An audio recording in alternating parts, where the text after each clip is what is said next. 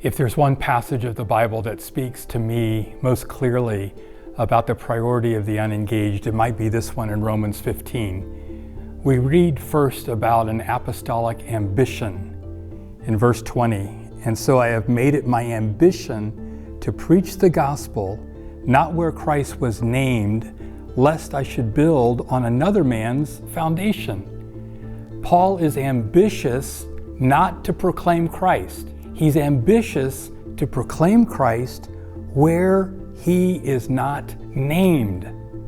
He's ambitious not to preach Christ among the engaged, unreached, where there's already been an engagement. He's ambitious to go to the unengaged, unreached, so as to build his own foundation and not build on another. Ambitious to move towards the unengaged. And then there's a confidence that if he will, then God will be present and will bless what he does. Verse 21, as it is written, to whom he was not announced, they shall see. And those who have not heard shall understand. Though he's going to an unengaged people, if he goes in the power of Christ, with the gospel of Christ, with the convicting work of the Holy Spirit, when he shows up, he will be the one that the people will see. And they will hear his announcement of good news, will understand and have a chance to come to know him. There's an ambition and there's a confidence, and then there's a priority. He says in verse 22, for this reason, I also have been much hindered from coming to you. So I ask myself, well, what's the reason that has much hindered Paul from hanging out with Christians? The reason is his apostolic burden for the unengaged.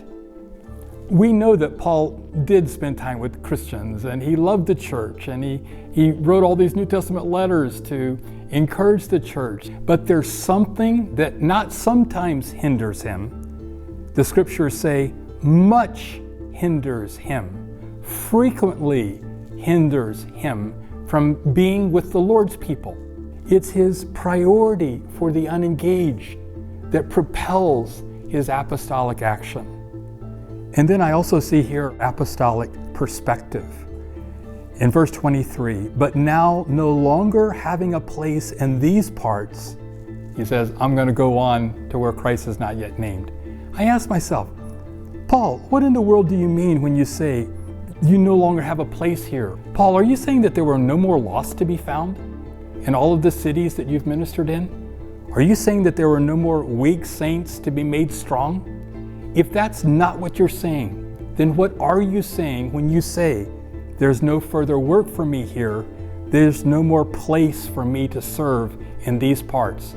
I think he was saying this, look, I came to this people group. They were unengaged before I came. I've now laid a foundation.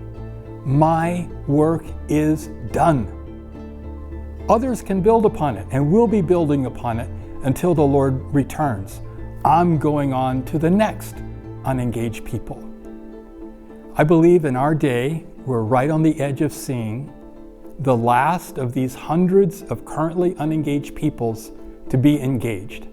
I believe the Lord can do it quickly, within a matter of years, if we'll be seized by this vision for worship among all peoples and will say yes to his invitation to be ambitious, confident, with a priority and a perspective that they must be engaged so that they can be reached.